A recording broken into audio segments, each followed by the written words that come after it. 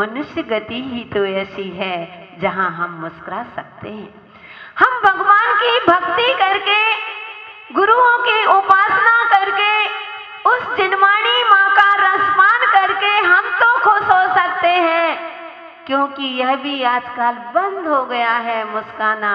लोग इस मुस्कुराने के लिए कसरत करने जाते हैं, वहां जाकर के क्या कहते हैं, योगा।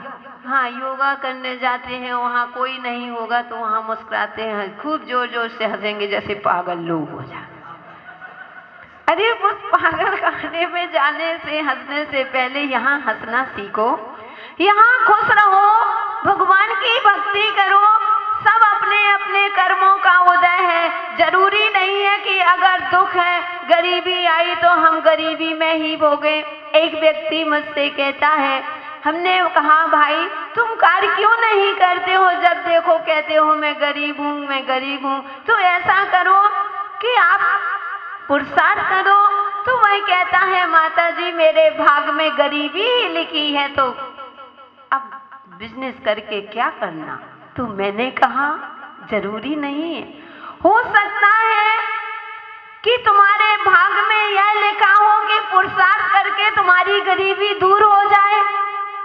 इसलिए जरूरी नहीं है कि हमको, हमारे घर में कुछ नहीं है तो हमने मुस्काना बंद कर दिया, पूजन करना बंद कर दी, कर्मों का उदय है। नहीं, सब जगह कर्मों को नहीं लगाया जाता है। कभी कभी पुरुषार्थ जरूरी नहीं। कहते हैं कि तुमको कर्म चना के रूप में मिले हैं, जरूरी थोड़ी है कि अब चना मिले तो हम चना के रूप में ही खाएं। ऐसा जरूरी है क्या? नहीं, जरूरी नहीं है कि हम चना को चना के रूप में खाएं। अरे हम उस चना को बेसन बनाकर, आटा मतलब उसका आटे को बना करके उसकी हम भुजिया भी बना सकते हैं, हम नुक्ती भी बना सकते हैं, हम उसकी चक्की बना करके भी खा सकते हैं। ऐसा नहीं है, ये तो आपके ऊपर है। कर्म आते हैं, जो पूर्व में तुमने कर्म किया है वह तो तुम्हारे सामने है, लेकिन क्यों हम उस कर्म के साथ साथ भगवान की भक्ति करके और जनवाणी का रसपान करके क्यों ना हम अपने जीवन को सुखी बनाएं। तो यही बात चल रही थी 30वीं गाथा में। चलते हैं 31वीं गाथा में। आचार्य महाराज पात्र अपात्र का विवेक आवश्यक, यह विवेक बता रहे हैं कि अब तुम श्रावक बने हो, सच्चे श्रावक बन गए हो, तो कहाँ तुमको कैसा धन उपयोग करना है उसकी चर्चा करते हैं। पुस्तक खोलेंगे, सभी के पास है? नहीं है, कोई बात नहीं, हम ही पढ़े जा रहे हैं, ठीक है ना। नहीं लाए पुस्तक, लाए हो तो ठीक। पत्र वीणा दानम चा, पत्र वीणा दानम चा, सुपत्र वीणा बहुधनम महाखेतम,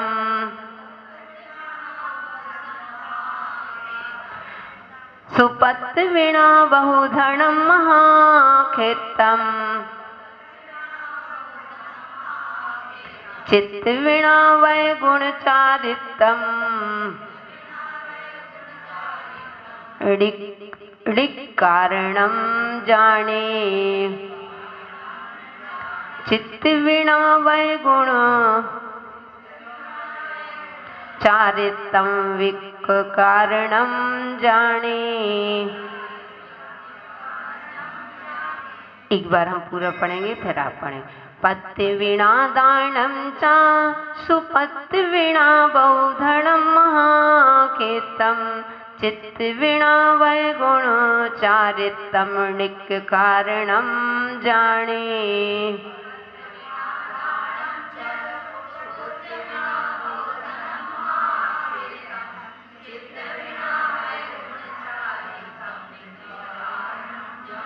यहाँ कह रही है पत्य वीणा, सुपात्र के बिना दानम दान, और सुपुत्र वीणा यानी सुशील पुत्र के बिना, बहुधनम बहुत धन, और महाखेतम यानी महाक्षेत्र यानी जमीन जायदाद, चित्त वीणा यानी भावों के बिना वह गुण चारितम और व्रत गुण और चारित्र के बिना निकरणम निष्फल जानो। कहते हैं हे जीव, कहते हैं बिना सुपात्र के दान देना, आपने सुपात्र की पहचान नहीं की।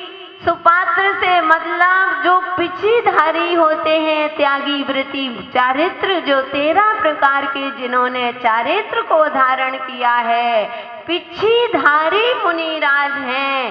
कहते हैं आरिका माता जी हैं, ये क्या है? सुपात्र हैं। इनके अलावा यानी आप जो ढोंगी साधु आदि होते हैं, जेनेतर साधु होते हैं, कहीं यज्ञ कराने के लिए, कहीं कहीं कैसे के लिए, यश कीर्ति के लिए कि वो मुझे मंत्र तंत्र दे दे, इसके लिए दान दिया, तो वह दान कैसा है? निष्फल है।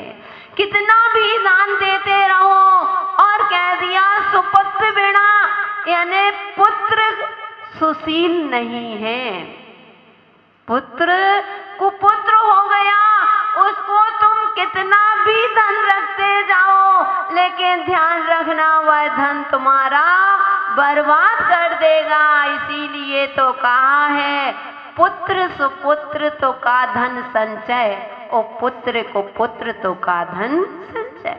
कि ये जीव, अगर तुम्हारा पुत्र अच्छा है, तुमने अपने पुत्र को संस्कार अच्छे दिए हैं, तो तुमने उसको पुरुष बनाया है, तो तुम्हें धन कमाने की आवश्यकता नहीं है, क्योंकि वह जब तुमने उसको पुरुष वर्ग सिखा दिया, पौरुष सिखा दिया, पुरुषार्थ करना सिखा दिया, तो तुम्हें धन कमाने की कोई आवश्यकता नहीं है कि मेरे बेटे को जोड़ जोड़ करके रखते जाओ, वह तो स्वयं कमा लेगा, क्योंकि आपने उसको सुसंस्कार दिए, अच्छे संस्कार दिए हैं। और अगर तुम्हारे संस्कार अच्छे नहीं हैं, बेटे ने जो कुसंगति में पड़ गया है और संस्कार अच्छे नहीं है, तो तुम कितना भी पैसा उसके लिए रख जाओ, कहते हैं वही होगा। बाप कमाई करता गया, बेटा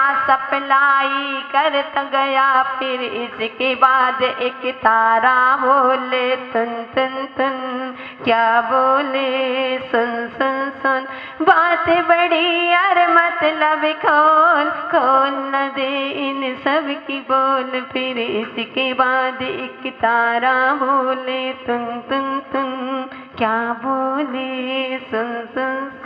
कि बाप कमाई करता जाता है और बेटा वहां पर सप्लाई करता जाता है। ऐसे पुत्र से क्या मतलब? कितना धन कमाओगे? यही रेणसार ग्रंथ में कह रहे हैं, सुपुत्र बिना, यानी सुशील पुत्र के बिना बहुधनम, बहुत सारा धन का क्या प्रयोजन? कोई प्रयोजन नहीं। मन को खराब मत करो। और कहते हैं महाखेतम, महाक्षेत्र यानी जमीन जायदाद आदि, कहते हैं चित्त, और चित्त बिना भावों के, मतलब चित्त बिना, जो भावों के बिना, वह गुण चारितम और व्रत गुण चारित्र के बिना ये सब निष्फल जानो।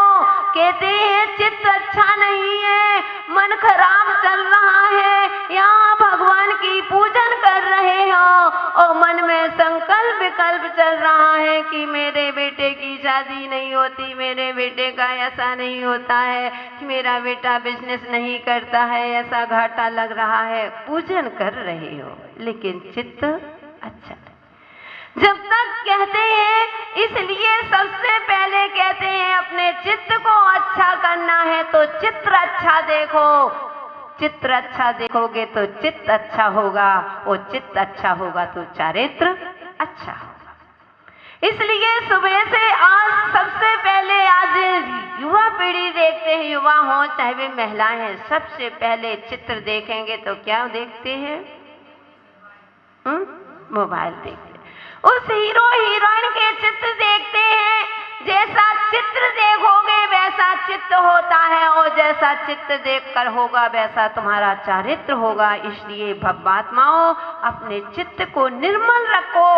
भगवान के शरण में आ गए हैं, गुरु के शरण में आए हैं, कम से कम जितनी देर मंदिर में बैठे हैं हम भगवान के चित्र को देखें, इनके चिन्ह को निहारें, तो कम से कम हमारे भाव अच्छे होंगे।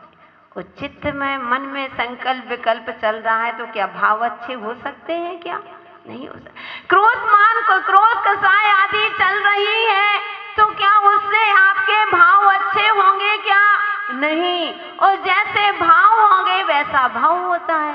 इसलिए भावों को गिराओ मत, भावों को बनाने, क्योंकि भावों को बनाने में बड़ा कठिन साधना है। कहते हैं मन को चलायमान होने में देर नहीं लगती, लेकिन मन को एकाग्र करने में बड़ी समय लगता है। इसलिए भावों की निर्मलता, भावों के बिना, और कहते हैं व्रत गुण वह गुण चारित्रम, व्रत गुण और चारित्र। अगर तुम्हारे जीवन में व्रत आदि नहीं है, एक गुण कोई भी तुमने चारित्र आदि को धारण नहीं किया, तो तुम्हारा जीवन निष्फल है। इसलिए एक समय भी नहीं होना चाहिए कि हम व्रत ना हो, कोई ना कोई व्रत करते रहो। नहीं है एकासन, उपास की शक्ति नहीं है, एकासन करो। एकासन की शक्ति नहीं है, कम से कम इतना नियम लेकर के करो, हम 2 टाइम करेंगे, इतना नहीं है। कोई ना कोई अपने नियम से एक क्षण भी बिना नियम के नहीं रहना चाहिए। एक क्षण नहीं है, इतना ले लो कि हम नमोकार मंत्र की एक माला फेरेंगे, नियम तो हो गया। व्रत तो ले लिया आपने, नियम ले लिया, संकल्प ले लिया, कोई ना कोई वस्तु का त्याग कर दो। आपके यहाँ तो वैसे ही चल रहे हैं, महावीर जी पाटनी साहब सबको नियम दिलाते हैं कि ऐसा नियम लो, ये नियम लो, तो बंधो किसके लिए? तुम्हारे जीवन को ही तो सजाने के लिए कह रहे हैं। क्योंकि जो व्रत आदि नहीं लेते हैं, बहुत सारे लोग ऐसे हैं, सारा जीवन निकल जाता है। कोई नियम है? नहीं, हम नियम नहीं लेते माता जी। क्या है, हम खाते नहीं, हम रात्रि में भोजन नहीं करते, लेकिन नियम नहीं लेते। अरे तो उसका फल थोड़ी मिलेगा तुमको, सब निष्फल हो गया। हम आलू प्याज नहीं खाते माता जी, लेकिन नियम नहीं ले सकते। अरे जब आलू प्याज नहीं खाते हो, रात्रि में भोजन नहीं करते हो, तो नियम ले लो। बस माता जी हम ज्यादा सोना चांदी नहीं रखते हैं, एक ही महल है, लेकिन नियम ले लो कि हम इतना ही परिग्रह रखेंगे। नहीं, नियम नहीं ले सकते, तो तुम्हारा जीवन व्यर्थ है। इसलिए अपने जीवन में व्रत गुण और तो कहते हैं कि चारित्र, और चारित्र को धारण करने से अगर तुम्हारे व्रत आदि नहीं है तो ये सब बेकार है। चाहे तुम दान दो, चाहे तुम खूब धन जोड़ करके रखो, सारा धन तुम्हारा खराब है। इसलिए अपने जीवन में व्रत संयम जरूर रखें, चाहे छोटा सा नियम लें। क्योंकि एक प्राइवेट स्टूडेंट होता है और एक कौन सा रेगुलर बैठे स्टूडेंट होता है, तो उसकी अलग अलग होती है। इसलिए भव्यात्माओं अपने जीवन में कुंद कुंद स्वामी कह रही है कि हे भव्य जीव, अपने जीवन में उत्तम विवेक लगाओ कि हमें कहाँ क्या करना है। उत्तम पात्र को आहार दो, दान आदि करो, और कहते हैं कि विवेक लगाओ कि मेरा पुत्र सुशील है कि नहीं। नरेंद्र जी सुशील है ना? बिल्कुल सुशील है, वो बैठे भी हमें पास में, कहना भी पड़ेगा।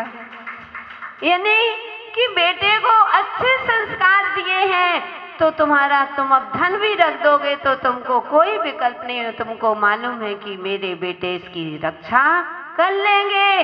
और कहते हैं कि खेत आदि में तुमने देखा कि उर्वरा जमीन नहीं है, ऐसी बंजर भूमि है, उसमें तुम अगर के बीज डाल भी दोगे तो क्या वहाँ पर फल होगा? क्या नहीं। तो खेत को देखो और उसको देखो। कहते हैं अपने भावों को देखो, रोज अपने चित्त को टटोला करो। सोने से पहले एक बार दिन भर की पिक्चर घुमा लिया करो। वही ध्यान है कि आज हमने क्या क्या पाप किए हैं, और दिन में हमने कितना अच्छा काम किया और कितना बुरा काम किया। कम से कम उसको में भावों की विशुद्धि बनाओ और कहते हैं व्रत आदि करोगे, इसमें विवेक लगाना चाहिए। कौन सा व्रत कर रहे हैं? संतोषी माँ का व्रत कर रहे हैं, कहीं कोई कर रहे नहीं। अपने व्रतों में अपने व्रत करो जिसमें हमारे जीवन का उत्थान हो, कर्मों की निर्जरा हो। और कैसा चारित्र धारण करना, नियम ले लिया। कैसा नियम? मुर्दा नियम ले लिए। जीवन में कभी ट्रेन नहीं खरीदूंगा। वह कहते हैं गरीब व्यक्ति नियम ले लेता है, कहता है घर में खाने को नहीं है। मुनिराज कहते हैं कि बेटा एक नियम ले लो, तुम्हारा जीवन बदल जाएगा। बोले महाराज मैंने 5 नियम लिए हैं। पहला नियम है जीवन में कभी ट्रेन नहीं खरीदूंगा। दूसरा नियम है कभी जीवन में सोने की थाली में भोजन नहीं करूंगा। तीसरा नियम है महाराज कि जीते जी पत्नी को विधवा नहीं देखूंगा। और चौथा नियम है मरने के बाद हाथ पैर नहीं चलाऊंगा, मरने के बाद हाथ पैर नहीं हिलाऊंगा। और 5वां नियम है कि इन नियम के अलावा कोई दूसरा नियम नहीं लूंगा। तो ऐसा चरित्र धारण मत करना। यानी इन मुर्दा नियम होते हैं, लेना है तो जिंदा नियम लो। अपने चारित्र को तो ऐसे उल्टे चारित्र में विवेक लगाओ कि कर्मों की निर्जरा कहाँ होनी है। वह व्रत आदि करके अपने जीवन को पावन और पवित्र बनाए। समय अपना पूरा हुआ। जय बोलिए महावीर भगवान की।